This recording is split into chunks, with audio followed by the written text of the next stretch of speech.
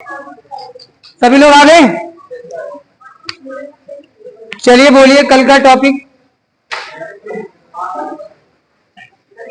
Newton second law of motion, momentum, और क्या हुआ था?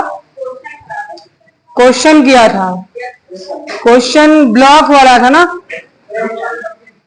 चलिए एक वैसा ही क्वेश्चन और करिए फिर।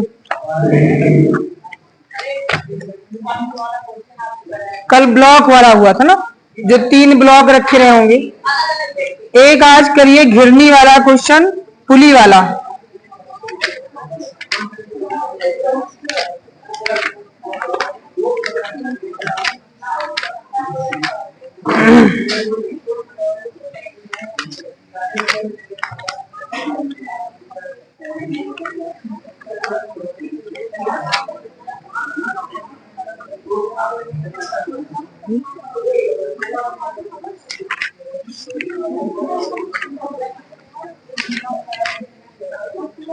चलिए क्वेश्चन देखिएगा, ध्यान देना। बोला गया है कि एक रिजिड सपोर्ट है और इस रिजिड सपोर्ट से एक पुल्ली को बांधा गया है, जिसको आप घिरनी बोलते हो। इसको बांध दिया गया और इस घिरनी से एक डोरी को लटका दिया गया। इस डोरी के एक साइड से एक ब्लॉक को कनेक्ट कर दिया गया, जिसका मास है 8 kg।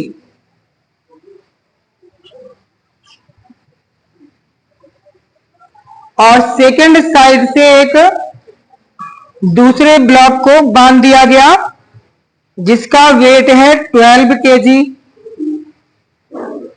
तो आपसे बोला गया है दोनों जो डोरियां हैं जो घिरनी पर पड़ी हैं वो फ्रिक्शनलेस है घिरनी, जिसपे घर्षण बिल्कुल नहीं है। तो बोला गया है पिंडों को अगर हम फ्री छोड़ दें तो उनके त्वरण यानी एक्सीलरेशन और उस स्ट्रिंग में जो टेंशन प्रोड्यूस होगा वो कितना होगा। आपको मालूम है ये दोनों जो पार्टिकल नीचे की ओर खींच रहे हैं, इसमें आपको मालूम है सपोज दैट ये हमारा मास m1 लेट कर लिया और ये हमारा हो गया m2। तो आपको मालूम है दोनों पार्टिकल का जो वेट होगा, वेट हमेशा डाउनवर्ड नीचे की ओर काम करता है ड्यू टू ग्रेविटी। त्वरण के कारण पार्टिकल हमेशा नीचे की ओर काम करेगा। तो 8 kg के कारण इसका वेट कितना होगा? m1 मास के कारण m1g हो गया, और सेकंड मास m2 के कारण वेट आपको मालूम है यहां पर m2 is greater than m2 m1 से ज्यादा है। तो यहां पे देखना कि सेकंड जो पार्टिकल है m2 वो m1 को अपनी ओर खींचेगा। m2 पार्टिकल नीचे खींच रहा है तो इस पर जो टेंशन होगा ऊपर की ओर होगा। इसको हमने लेट कर लिया T1। आपको इतना मालूम है कि जो यहां पे डोरी है वो ऐसे चलना स्टार्ट होगी, ऐसे चलेगी, ऊपर जाएगी। ये पार्टिकल नीचे खींच रहा है तो इसका टेंशन T2 अपवर्ड डायरेक्शन में। लेकिन आपको यहां से दिख रहा है कि T1 और T2 दोनों में टेंशन ज्यादा किस में होगा, कि कौन टेंशन ज्यादा होगा? T2 क्यों ज्यादा होगा? उधर जा रहा है, ये भी खींच रहा है और इधर ये पार्टिकल भी नीचे खींच रहा है। हुआ? तो सबसे ज्यादा यहां से खींचा जा रहा है तो इस डोरी में टेंशन ज्यादा हो गया due to second mass m2। आपसे बोला गया है, आपको इतना मालूम है कि ये पार्टिकल नीचे की ओर चल रहा है भाई, तो इस पर जो नेट फोर्स काम करेगा वो m2a होगा। नेट फोर्स F = ma होता है, तो इस पर फोर्स काम करेगा m2a। ए क्या है? जब ये पार्टिकल चलेगा गिरनी से तो इस पर एक्सेलरेशन उत्पन्न होगा, त्वरण उत्पन्न होगा a। अच्छा यहाँ पे T1 मत लिखिए, T2 लिखते हैं क्योंकि ये सेकेंड पार्टिकल है ना, ये आपका फर्स्ट पार्टिकल है, इसको हमने T1 कर लिया। अब ये जो फर्स्ट वाला पार्टिकल था ये किस तरफ जा रहा है, ऊपर जा रहा है, तो यहां ऊपर की तरफ फोर्स लगेगा कितना, m1a। क्वेश्चन है बट क्वेश्चन में कॉन्सेप्ट भी है, क्वेश्चन से ये बेनिफिट मिलता है कि क्वेश्चन तो सॉल्व होता ही है, ट्रिक भी मालूम पड़ती है, साथ साथ कॉन्सेप्ट भी मालूम हो जाते हैं। अब यहां से देखिए आपको मालूम हो गया, जब इस डोरी की जो डायरेक्शन है, चलने की जो डायरेक्शन है आपको दिख रहा है क्लॉकवाइज है, तो उस कंडीशन में आपको पता है कि जो भारी वाला पार्टिकल है वो हल्के वाले पार्टिकल को अपनी ओर खींच रहा है, होगा। यहां पर जब M2G वेट लगा पार्टिकल M2 पर नीचे की ओर, तो ये पूरी डोरी नीचे की ओर चलना स्टार्ट हुई, टेंशन T2 ऊपर की ओर लगा। बताइए T2 और M2G में कौन सा ज्यादा होगा, M2G ज्यादा होगा T1 से। अगर T2 ज्यादा हो गया तो यहां पे क्या बनेगा, M2G minus T2 means M2 पर नेट फोर्स, नेट बल, कुल बल लिख सकते हो, और टोटल इस पर फोर्स कितना है, M2A, 2MA नहीं, M2A। अब इसको हमें सॉल्व करना है, ऐसे कैसे सॉल्व होगा, M2 की वैल्यू कितनी है।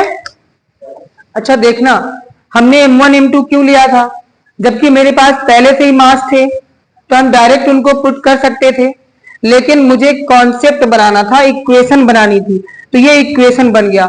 जब भी इस टाइप का क्वेश्चन आए तो जो पार्टिकल खींच रहा होगा उसके लिए हमेशा यही इक्वेशन बनेगा। अब उसका मास आपने M1 या M2 जिससे लेट किया होगा वो रखना पड़ेगा, हमेशा ऐसा ही बनेगा। अब यहां पे हम वैल्यू पुट करते हैं, M2 कितना है 12 और G की वैल्यू, चलो अभी मत करो, हम डायरेक्ट फार्मूला बनाने के बाद ही सॉल्व करेंगे, क्योंकि इक्वेशन याद करने से अच्छा है कि फार्मूला बना के उसको याद कर लिया जाए। अब आप काम करिए, जो हमारा फर्स्ट पार्टिकल है M1 पर नेट बल यानी कुल बल कितना होगा, बोलो इसमें M1G माइनस T लिखे या T1 माइनस M1G लिखें, क्यों लिखना है, क्योंकि यहां पे पार्टिकल नीचे नहीं खींच पा रहा है। अगर M1G ज्यादा होता तो ये डोरी नीचे तरफ आती, T1 ज्यादा हो गया M1G से तो अपवर्ड डायरेक्शन में डोरी जाएगी, तो क्या बनेगा T1 minus M1G। Net force M1A हो गया, ठीक है। अब जरा इन दोनों क्वेश्चन को सॉल्व करके आप A की वैल्यू फाइंड करिए, फाइंड कर लोगे, दोनों इक्वेशन को सॉल्व करके A की वैल्यू आपको निकालना है, निकाल लोगे, चलो जो लोग कर रहे हैं उनको एक मिनट टाइम दे देते हैं, जल्दी करो।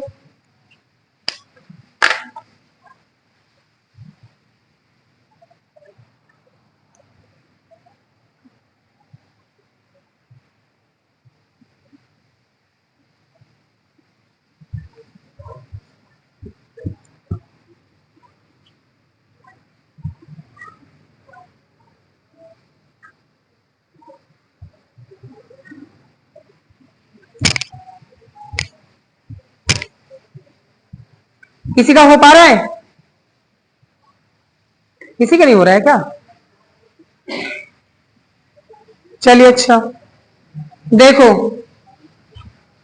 क्यों नहीं हो पा रहा है वो मुझे भी समझ में आ रहा है, आपने क्यों नहीं किया, आपको लग रहा है सर इसमें कुछ कैंसिल तो होगा नहीं, हम वैल्यू कैसे निकालें।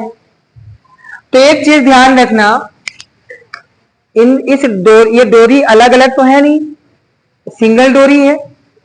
तो जितना ये पार्टिकल T2 लगाएगा यहां से टेंशन, इधर से जितना लग रहा है, टोटल दोनों टेंशन मिक्स हो करके इक्वल हो जाते हैं। रिजल्टेंट टेंशन क्या होगा? T1 प्लस T2 मिल करके टोटल टेंशन हमारा बनेगा T। ऐसे मत लिखिए, T1 is equal to T2 is equal to T, यानी पूरी डोरी में टेंशन इक्वल रहेगा। तो उस कंडीशन में इनको सॉल्व करोगे तो ये प्लस T1 ये प्लस T2 दोनों इक्वल हैं, तो कैंसिल हो जाएंगे, होंगे कैंसिल।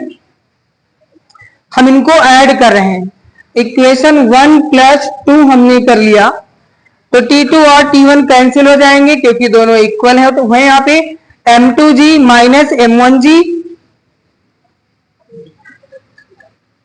इज इक्वल टू कितना आएगा? सेकेंड साइड से A कॉमन ले लोगे, M1 plus M2, A is equal to यहां G कॉमन हो जाएगा, M2 minus M1 into G, और अपॉन में क्या आएगा?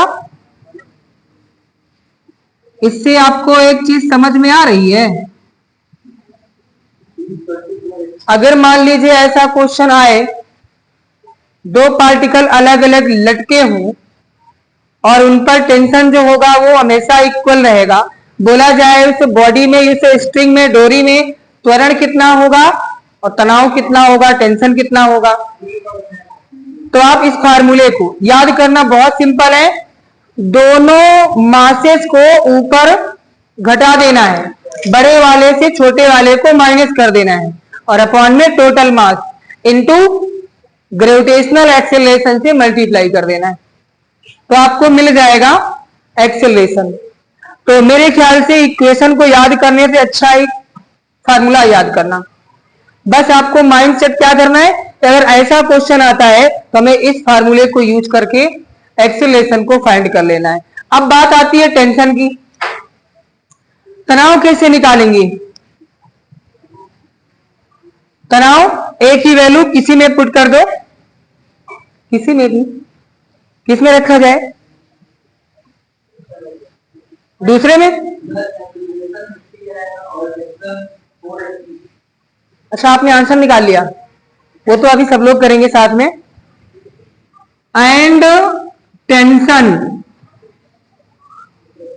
तनाव कितना होगा? By equation first, T minus M1G is equal to M1A, तो T इज इक्वल टू ये माइनस M1G ट्रांसफर कर दीजिए तो प्लस हो जाएगा इस साइड में M1A, और A की वैल्यू क्या है? M2 माइनस M1 अपॉन में M1 plus M2 into G, और प्लस M1G आ जाएगा इधर, प्लस हो गया। यहां से सॉल्व कर लोगे ना, अगर और इसको छोटा बनाना हो तो पूरे इक्वेशन से M1 हम कॉमन ले लेंगे और G भी कॉमन ले लेंगे, M1G इसमें, M1G इसमें कॉमन मिल जाएगा। अंदर क्या बचेगा? M2 minus M1 upon M1 plus M2 plus 1, LCM ले लेंगे तो M2 minus M1 plus M1 plus M2 upon M1 plus M2 कुछ कैंसिल होगा,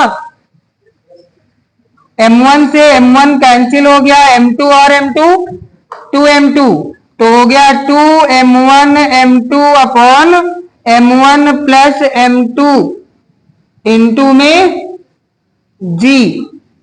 आप दोनों इक्वेशन मेरे ख्याल से याद करना बहुत कठिन नहीं, बहुत आसान। तो इतना क्वेश्चन में अगर आप सॉल्व करके आंसर निकालेंगे तो काफी आपको दिक्कतों का सामना करना पड़ेगा और आंसर भी लाने में टाइम स्पेंड हो जाएगा। तो अब हमारा जो क्वेश्चन था, क्वेश्चन का आंसर क्या होगा? कह दो इतना आपने फालतू में बता डाला, जब आंसर उसी से निकलना था तो उसी को डायरेक्ट लिखवा दिए होते, है ना। ऐसा नहीं है, मालूम होना चाहिए कौन कहां से आया, कॉन्सेप्ट मालूम होने चाहिए। अब आपको मालूम है यहां से दो इक्वेशन कैसे बनी थी। चलिए अब यहां से निकाल लेते हैं एक्सीलरेशन।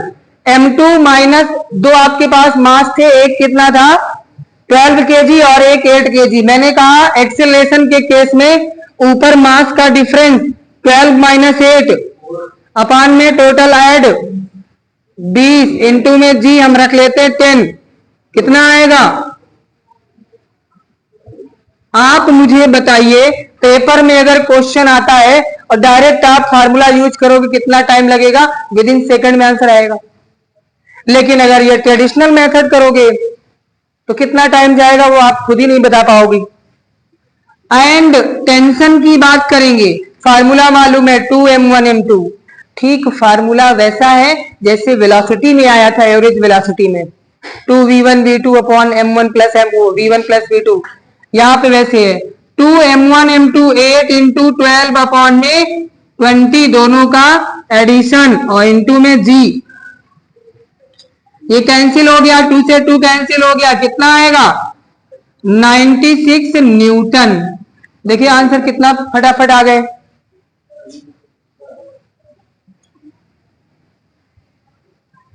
तो फार्मूले भैया याद रखना, ये कॉन्सेप्ट हो गया किसका, घिरनी वाला।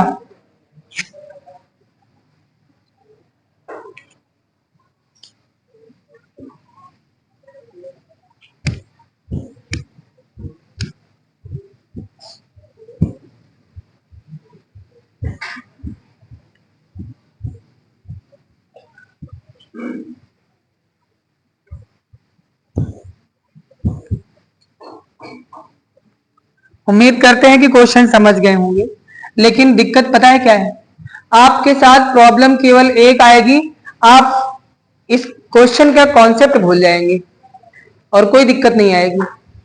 बस आपको याद क्या करना है, अगर कि किसी घिरनी पर, जरूरी नहीं कि घिरनी हो, ऐसे मेज भी हो सकती है, फ्रिक्शनलेस बोला जा सकता है उसमें भी, तो दोनों साइड से अगर मान लीजिए कोई डोरी बांधी हो, दोनों तरफ दो पार्टिकल बंधे हो, दोनों के मास से डिफरेंट डिफरेंट हो, तो बोला जाए कि अगर उनको फ्री छोड़ दिया जाएगा तो जो ग्रेटर मास होगा वो स्मॉलर मास को अपनी तरफ खींचेगा, और जब खींचेगा तो उस कंडीशन पे उस डोरी में टेंशन क्या होगा और पार्टिकल में एक्सीलरेशन क्या होगा, तनाव कितना आएगा।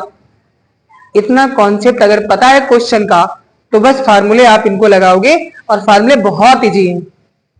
चलिए नेक्स्ट टॉपिक पे आते हैं।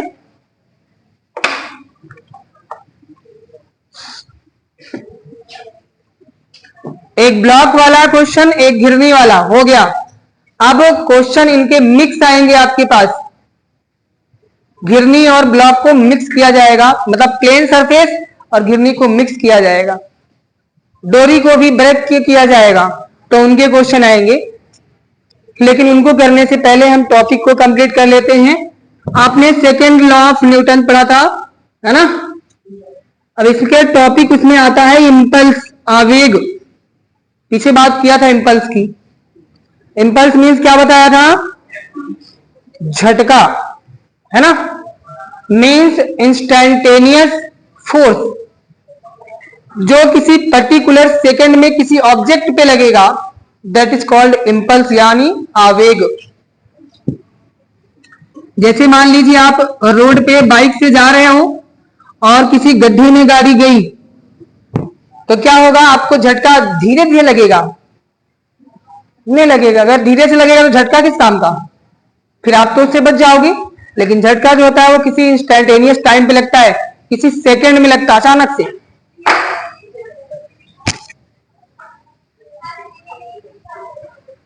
देखिएगा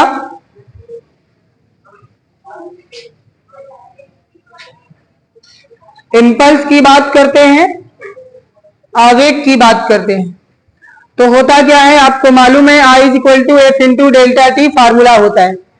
यहां से अगर इसको डिफाइन आप करोगे तो क्या होता है, force on a particle at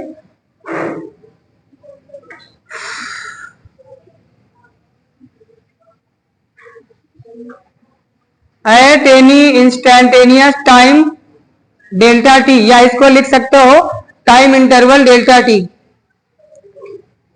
तो बोला गया है किसी पार्टिकल पर इंस्टेंटेनियस टाइम डेल्टा टी पर लगने वाला जो फोर्स होगा वो क्या होगा, इंपल्स होगा।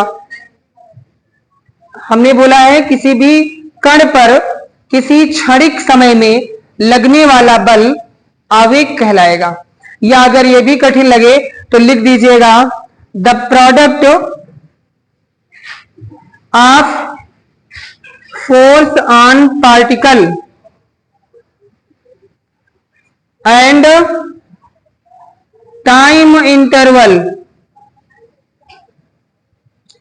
Delta T is called impulse of particle. तो मैंने क्या बोला है कि किसी भी पार्टिकल पर लगने वाला जो फोर्स है कैपिटल एफ, और जितने टाइम तक वो फोर्स लगा है उन दोनों का जो प्रोडक्ट होगा, जो गुणनफल होगा वही क्या होगा, इंपल्स होगा, आवेग कहलाएगा। और शॉर्टकट बोलना है तो आप लिख सकते हो किसी वस्तु पर लगने वाले बल और टाइम के समय के गुणनफल को आवेग कहते हैं। चलिए बताइए यूनिट क्या होगी, यूनिट क्या होगी, न्यूटन सेकेंड। सीजीएस क्या होगी, सीजीएस क्या होगी, डाइन सेकेंड। ये हो गई आपकी सीजीएस यूनिट। डायमेंशन क्या होगी, फोर्स की मालूम है mlt -2 और टाइम की भी रख दोगे t, तो क्या हो जाएगा mlt -1। ये हो गई डायमेंशन ऑफ इंपल्स, हो गया। अब यहां से देखिएगा case number first. Case number first क्या है, आपको मालूम है we know that force is equal to the change of momentum, rate of change of momentum is called force. ये तो बात आपने पीछे, संवेग परिवर्तन की दर को बल कहते हैं। अब आपको यहां से मालूम है P इज इक्वल टू क्या होता है, mv होता है। इस वैल्यू को इससे रिलेट करिए, and impulse I is equal to F into delta T. हाँ ये पहले हो चुका है। तो यहां पे देखिए अगर हम F की वैल्यू यहां पुट कर दें delta P upon delta t into में delta t time interval cancelled out, then I is equal to, तो क्या होगा, इंपल्स किसके इक्वल हो गया, इंपल्स इक्वल टू आवेग equal to change in momentum. Means आपके पास जो आवेग होगा वो संवेग परिवर्तन, अब संवेग परिवर्तन की दर ना बोल देना, नहीं दर अगर लग गया तो फिर से फोर्स बन जाएगा। ये संवेग परिवर्तन है, तो याद रखना आवेग किसके बराबर होता है, संवेग परिवर्तन। अगर आपको दो बॉडी के संवेग दिए हैं, मोमेंटम दिए हैं, तो बोला जाए what is the impulse between them, तो क्या करोगे, दोनों मोमेंटम को डिफरेंस कर दोगे, दोनों का अंतर निकाल दोगे। जो डिफरेंस आएगा वही क्या होगा, इंपल्स होगा, वही उतना झटका लगेगा उस बॉडी पे।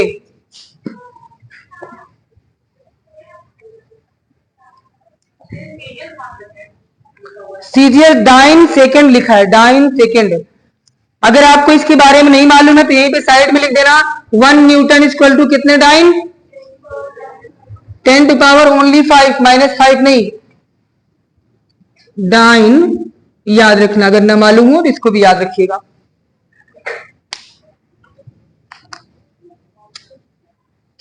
चलिए टाइम और फोर्स पर डिपेंडेंट एक क्वेश्चन आपके पास है ग्राफ के लिए, ध्यान देना। फॉर ग्राफिकल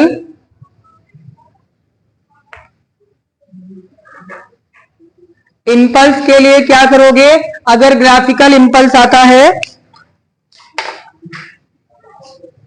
तो कैसे फाइंड करोगे उसे? तो याद रखना, area plotted by graph is called, नहीं ठीक है, इज कॉल्ड इंपल्स, बट उसकी कुछ कंडीशन है। कब? विद रिस्पेक्ट टू टाइम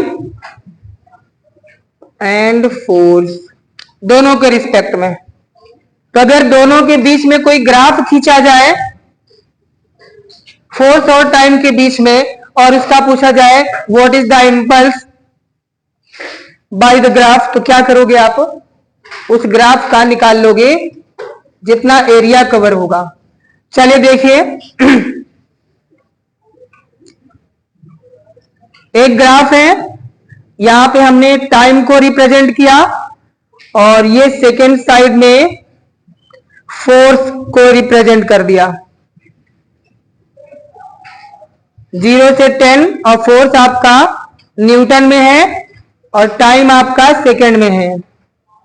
ये 10 न्यूटन और 20 न्यूटन हो गया। यहां पे टाइम लिखते हैं सेकेंड में 2, 4, 6, 8, 10, ये सेकेंड सारे हैं, हमने इवन नंबर पे लिखा है यहां पे। तो एक कोई पार्टिकल है जो टाइम के रिस्पेक्ट में फोर्स लगने पर वो मूव करता है, और वो इनिशियल पॉइंट ओ से चल करके पहले वो पहुंच गया पॉइंट ए पर, और फिर वहां पे फोर्स इंक्रीज नहीं हुआ, फोर्स कांस्टेंट था बट टाइम इंक्रीज हो रहा था। पार्टिकल पहुंच गया बी पॉइंट पे, उसके बाद फिर फोर्स पूरा समाप्त हो गया। अब पार्टिकल क्या होगा? डाउनवर्ड आएगा, और ये पार्टिकल पहुंच गया अगले 2 सेकंड में नीचे एट पॉइंट सी। देन आपसे बोला गया impulse I equal to question mark, ये क्वेश्चन है। अरे भैया यही चीज तो भी बता रहे थे आपने। एक कोई कण है, पार्टिकल तो जानते ही हो, देख रहे हैं अभी आंसर नहीं मालूम है। ये फोर्स हो गया अपवर्ड डायरेक्शन में, हॉरिजॉन्टल में एक्स एक्सिस पर हो गया आपका टाइम 2, 4, 6, 8, 10 सेकेंड हो गया, और 10 और 20 न्यूटन हो गया फोर्स। फर्स्ट पार्टिकल क्या है? शुरुआत में पार्टिकल ओ से चला ए तक। अब आप देख रहे हो ओ से ए तक जाने में कितना फोर्स लगा और कितना टाइम तक पार्टिकल आगे बढ़ा। अब ए से बी जाने पर पार्टिकल पर फोर्स क्या हो गया? कांस्टेंट था, फोर्स नहीं बढ़ा। तो पार्टिकल ने क्या किया? कोई भी अपवर्ड डायरेक्शन में इसने मूवमेंट नहीं किया, ये क्षैतिज में ही चला बी तक, और बी के बाद फिर फोर्स हटा लिया गया। अब पार्टिकल आ गया नीचे एट पॉइंट सी 2 सेकंड में। तो बोला गया है इस कंडीशन में उस पार्टिकल पर इंपल्स क्या होगा? आवेग क्या होगा? सॉल्व हो जाएगा मेरे ख्याल से। मैंने आपको बोल दिया है कि क्या निकलेगा ग्राफ से, जो एरिया प्लॉट होगा वही क्या होगा? ग्राफ हो जाएगा उसका इंपल्स। तो सबसे पहले इस ग्राफ का एरिया कैसे निकालोगे? कितने पार्ट में ब्रेक होगा? अगर ए से हम यहां पे वर्टिकल लाइन ड्रॉ करते हैं तो आप देख रहे हो एक ये ट्रायंगल बन गया, क्योंकि एरिया, हाँ लगा सकते हो। अब भैया ट्रेपीजियम का एरिया सबको नहीं मालूम है, इसीलिए मैंने उसको बोला ही नहीं है। टाइम नहीं, जब प्रैक्टिस होगी टाइम नहीं लगेगा। अब अगर हम ट्रेपीजियम का एरिया पूछेंगे, आपको क्या लगता है कितने को मालूम होगा? बहुत लोग को तो इसमें ट्रेपीजियम नहीं पता होगा क्या होता है, तो उससे अच्छा है मुझे बोलना ही नहीं उसका नाम। ये एक यहां से मैंने जितने इसके पार्ट ब्रेक हो सकते थे मैंने पार्ट ब्रेक कर दिए। देखिए ये जो पहला फर्स्ट पार्ट है कैसा है? ट्रायंगुलर है, त्रिभुज के आकार का। दूसरा कैसा है? आयताकार है, रेक्टेंगुलर है। तीसरा फिर से ट्रायंगुलर। अब आपको यहां से एरिया बताना है, और एरिया जो होगा वही क्या होगा? इंपल्स होगा। एरिया जो होगा वही इंपल्स होगा। पहला जो पार्ट है, फर्स्ट पार्ट का एरिया कैसा है? ट्रायंगल। ट्रायंगल का एरिया क्या होता है? 1/2 बेस इंटू हाइट। बताइए, जब ये ट्रायंगल का एरिया कंप्लीट करेगा तो बेस कितना होगा? कितना है? 4। और हाइट कितनी है? तो बेस हो गया 4 और हाइट हो गई, फर्स्ट पार्ट का एरिया हो गया, प्लस सेकेंड पार्ट। अब सेकेंड पार्ट हमारा कैसा है? रेक्टेंगुलर है। बताइए आयत का क्षेत्रफल। हाँ, लंबाई गुणे चौड़ाई। लंबाई कितनी है? चौड़ाई कितनी है? ये लंबाई कितनी है? नहीं भैया, आपको अति सिंपल कर लो ना। ये पूरा कितना है? 8। 8 से 4 माइनस कर दो, 4 ही तो आएगा। तो ये हो गया 8 माइनस 4। ये हो गई लेंथ। ब्रेड्थ कितना है? 20। अब प्लस थर्ड पार्ट का एरिया, ट्रायंगल है फिर वैसा ही, 1/2 बेस कितना है? 8 से 10 गया, 2 यूनिट है। किसी ने नजर लगा लिया। हाइट कितनी है? यहां पर भी हाइट वही है। 20 से 2 से 2 कैंसिल हो गया, यहां पे 2 से 4 कैंसिल हो गया। कितना आएगा? 22 जा 40, 8 माइनस 4 4 और 24 जा, यहां पे कितना आया? Newton second. तो अगर मान लीजिए आपने कहा टाइम लगेगा किसी को, मेरे बताने में टाइम लगा, आपके करने में नहीं टाइम लगेगा। जैसे आपने देखा ये ट्रायंगल है, 1/2 बेस हाइट, फिर प्लस लेंथ ब्रेड्थ, फिर plus base 1/2 into height. Solve करना कितना मुश्किल से 1 मिनट से भी कम, 20-25 सेकंड। तो फार्मूला वही यूज करिए। देखिए होता क्या है, जब आप एग्जाम में बैठते हो ना, तो जो आपने रिसेंट में कोई चीजें तैयार की हो तो उतना जल्दी माइंड में रिकवर नहीं होती, आती वही चीजें जो पुरानी दिमाग में बसी हैं। जैसे कुछ लोग मैथ में शॉर्टकट ट्रिक लगाते हैं, जब एग्जाम में बैठते हो आप बहुत सारी शॉर्टकट ट्रिक याद करके बैठते हो, लेकिन जैसे ही सामने क्वेश्चन पेपर आता है सारी शॉर्टकट ट्रिक्स गायब। अब क्या होगा? वहां पे यूज वही करोगे जो आपने ट्रेडिशनल मेथड पढ़ रखा है, जिस मेथड से आपने क्लास में सॉल्व कर रखा है, वही काम आते हैं। हाँ, ट्रिक कहाँ काम आते हैं? अगर आपने कोई ट्रिक पढ़ा और बिल्कुल हूबहू वैसा ही क्वेश्चन आ गया एग्जाम में, तो वहां पे आप लगा दोगे, लेकिन वही ट्रिक अप्लाई कर पाओगे जिस ट्रिक के आपने 10 क्वेश्चन प्रैक्टिस किए होंगे।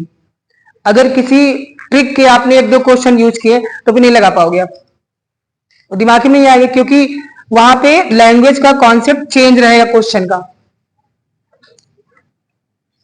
चलिए भाई, ये 2 टाइप से आपने क्वेश्चन किया, इंपल्स वाला क्वेश्चन हो गया, ग्राफ का हो गया। अच्छा, अगर डायरेक्ट क्वेश्चन फार्मूले पे आएगा तो उसको तो बताने की जरूरत नहीं है, हो जाएगा I = F × delta T.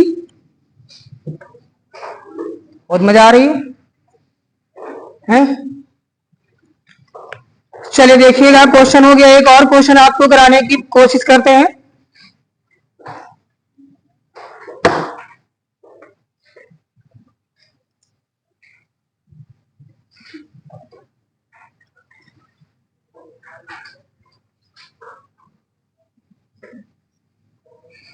Note हो गया?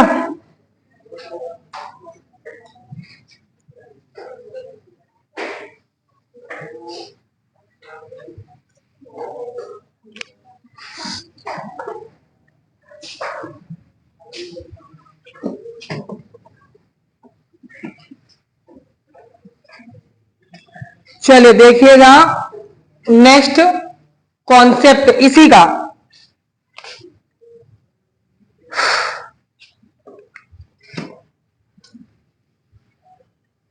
If force particle F is equal to AT square plus DT इस इक्वेशन के फॉर्म में हो, if force on particle F equal to इतना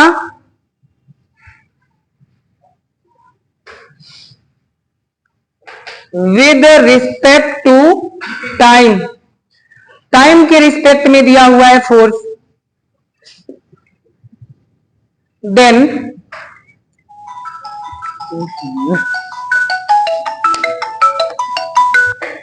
हाँ सर, बारिश बंद हो गई सर, हम तो पढ़ा रहे थे। नहीं, हम जब आए तो बारिश नहीं हो रही थी। बच्चे एनडीए वाले शायद गए, हमको लग रहा है। तो एक सेकंड,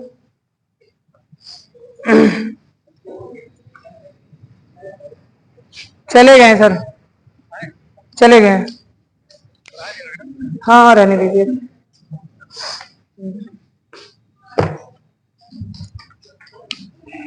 देन इम्पल्स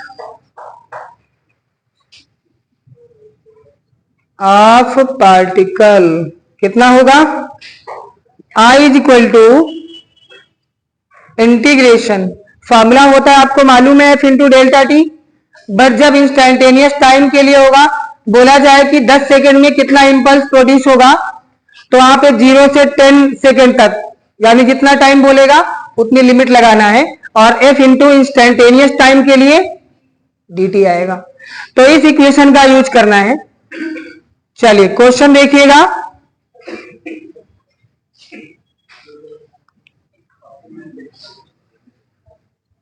फोर्स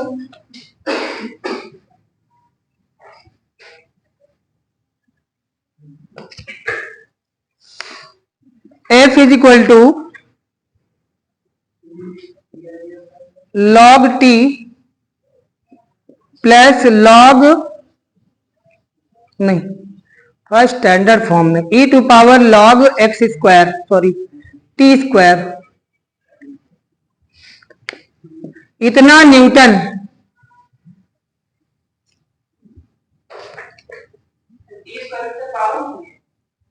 हाँ टी स्क्वायर है, वो पावर है, पावर में ये। देन फाइंड द इंपल्स, बोला गया तो आवेग प्राप्त कीजिए किस पर, at particle from 0 to 8 second, 0 से 8 सेकेंड तक के लिए जो फोर्स अप्लाई हुआ है पार्टिकल पे, उसका कितना इंपल्स होगा वो आपको कैलकुलेट करना है। तो आपको मालूम है, सॉल्यूशन देख लीजिए, I इज इक्वल टू क्या होगा, इंटीग्रेशन, लिमिट कहां से कहां तक, 0 टू 8, और फोर्स क्या रखोगे,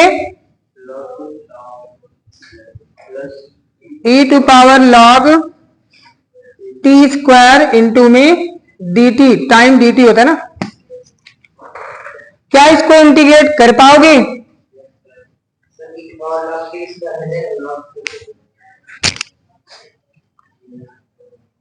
अच्छा पेपर तो अभी है नहीं नीट का, ठीक है, तो मुझे समझ में आ रहा है कि थोड़ा मैथमेटिक्स का पोर्शन थोड़ा सा कमजोर है, क्योंकि आपने पढ़ा नहीं है।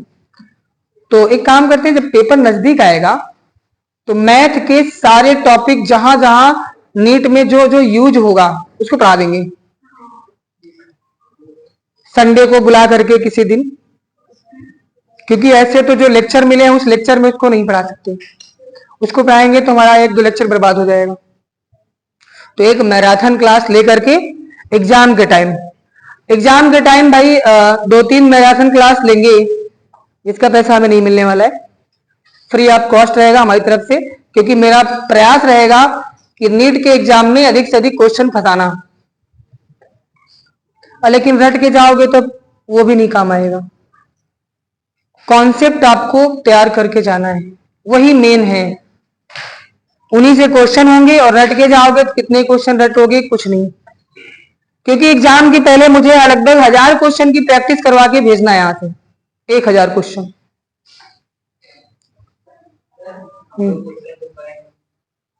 अभी नहीं, फिलहाल अभी नहीं, नहीं सारे नहीं, 20-20 में करेंगे भैया, इतना लंबा नहीं खींचेंगे कि पूरा सिलेबस लेकर के फिर एक क्वेश्चन करेंगे, ऐसा नहीं करेंगे। मैंने आपको जैसे बोल रखा था कि 2-3 लेक्चर में थोड़ा सा एक्स्ट्रा हो चुके हैं, तो इसको बैलेंस करने के लिए अभी थोड़ा सिलेबस को खींचना है। और जैसे कि हम ये यूनिट जो लॉज ऑफ मोशन है इसको भी समाप्त कर लेते हैं, ग्रेविटेशनल पर आ जाएंगे, उसको समाप्त करके फिर न्यूमेरिकल करेंगे। 2 दिन न्यूमेरिकल करेंगे, और अभी इसलिए भी नहीं हम करवा रहे हैं क्योंकि अभी हमारा भी एग्जाम लगा है परसों, तो इसकी वजह से थोड़ा सा टाइम नहीं दे पा रहे हैं। और उसके अलावा फिर सर से बात कर लेंगे, तो 1-2 एक्स्ट्रा क्लास भी देंगे आपको, उसमें न्यूमेरिकल कराएंगे। वो केवल न्यूमेरिकल क्लास ही रहेगी, और वो भी क्वेश्चन वो कराएंगे 90% प्रीवियस ईयर के ही सॉल्व कराएंगे। मेरा प्रयास ये रहेगा कि जितने प्रीवियस ईयर में क्वेश्चन आए सारे हम सॉल्व करवा दें, सारे करवा देंगे। और उसके साथ साथ एनसीईआरटी, बाकी जो प्रैक्टिस सेट वगैरह हो उनको करिएगा, उनमें क्वेश्चन फंसता है तो वो बताइएगा। देखिए भाई, एक यहाँ पे लॉगरिथमिक किसको किसको आती है? लॉगरिथमिक किसको आता है? लघुगणक आता है किसी को? चलिए बताइएगा। यहाँ पे e to power log, suppose that एक रूल लिख लीजिए, फार्मूला, जिसको नहीं मालूम है, log m इंटू n अगर लिखा है तो फार्मूला होता है log m plus log n, और log m to power n है तो क्या होगा? n log, and log m upon n है तो log m माइनस, अपॉन में है तो डिवाइड, माइनस में आएगा, और पावर में है तो पावर मल्टीप्लाई में आएगी, मल्टीप्लाई में है तो प्लस में रहेगा। एक और फार्मूला इसमें, अगर मान लीजिए कहीं लिखा है log a बेस b, ऐसा लिखा है, फिलहाल तो log के साथ अगर कहीं बेस ना लिखा हो तो हमेशा बेस e मानते हैं, एक्सपोनेंशियल। तो अगर इस प्रकार का कोई लिखा हो तो ये हो जाएगा log a base e upon में log b बेस e, ऐसा। अगर इस प्रकार से लिखा है तो ये इस प्रकार से ब्रेक हो जाएगा, बेस e का कोई मतलब नहीं होता, उसको लिखिए ना लिखिए। सेकेंड है log, अगर मान लीजिए आपको एक्सपोनेंशियल में दिया है e to power log x लिखा है तो इसकी वैल्यू ओनली x होगी। तो यहाँ पे log e की पावर log के साथ जो लिखा रहेगा वही आंसर होगा। तो यहाँ पे देखो e की पावर log t स्क्वायर है तो यहाँ पे क्या आएगा? ओनली t स्क्वायर आएगा। तो लिमिट 0 to 8, अभी log t को इंटीग्रेट नहीं करते हैं। अच्छा, log x का इंटीग्रेशन, log x का डिफरेंशिएशन होता है, log x का इंटीग्रेशन नहीं होता। जब उसको करना होता तो हम लोग करते हैं इंटीग्रेशन बाय पार्ट, खंडशः समाकलन। तो यहाँ पे इसको हम हटा देते हैं, इसको हटा लीजिए, कुछ और रख देते हैं। इसको हमने कर दिया, बस यहाँ पे ऐसा करिए e की पावर log t कर दिया, ठीक है इतना, क्योंकि ज्यादा करेक्शन करेंगे तो फिर क्वेश्चन अच्छा नहीं लगेगा। कौन सा? नहीं नहीं, क्वेश्चन बुक में है, लेकिन जो मैंने देखा था क्वेश्चन वो ये क्वेश्चन नहीं है ऐसा ही, लेकिन उसी से मिलता जुलता हमने अपने आप से लिखा है क्वेश्चन। वहां पे ये फार्मूला है e की पावर log x का करके फार्मूला है, इसका फार्मूला, इसीलिए मैंने क्वेश्चन बनाया, मुझे याद तो पूरा नहीं। कौन सा? ये नहीं, मुझे एग्जैक्ट क्वेश्चन वो याद तो है नहीं, तो मैंने उसी से रिलेटेड क्वेश्चन बना दिया। तो यहां पे हो गया e की पावर log t, आपको मालूम है e की पावर log x की वैल्यू x होगी, तो e की पावर log t की वैल्यू t होगी, और यहां पे t स्क्वायर हो गया। अब t का इंटीग्रेशन क्या होगा? t स्क्वायर बाई 2, बोला था जो पावर होगी एक पावर ऐड होगी और उसी से डिवाइड होगा। t स्क्वायर का बोलो t क्यूब बाई, अब तो पता होगा इंटीग्रेशन, ये इंटीग्रेशन हो गया। लिमिट लगा दो, लिमिट क्या है? 0 टू, लिमिट कैसे लगाते हैं अगर नहीं मालूम है तो देख लो, पहले आपको t के प्लेस पे अपर लिमिट रखना है,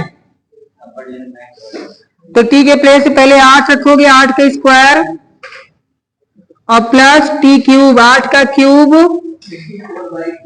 माइनस करके फिर लोअर लिमिट रखना है। लोअर लिमिट क्या है? 0 है। अगर t के प्लेस पे रखोगे 0, दोनों 0 हो जाएंगे। इसको सॉल्व कर लोगे ना, जो आएगा वो आपका आंसर हो जाएगा। न्यूटन सेकेंड सॉल्व करके यहां लिख देना। तो इस प्रकार से क्वेश्चन सॉल्व करना है आपको।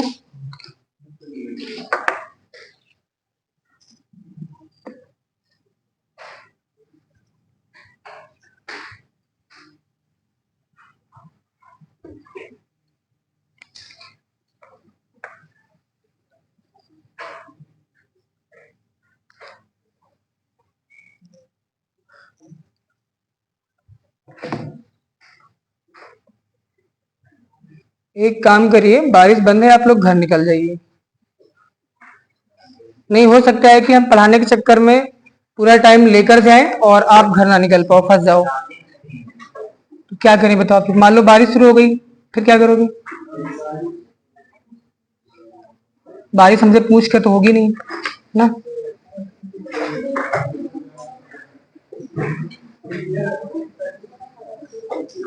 लाइट भी नहीं, सबसे बड़ी समस्या ये भी है, बड़ा इरिटेशन होता है।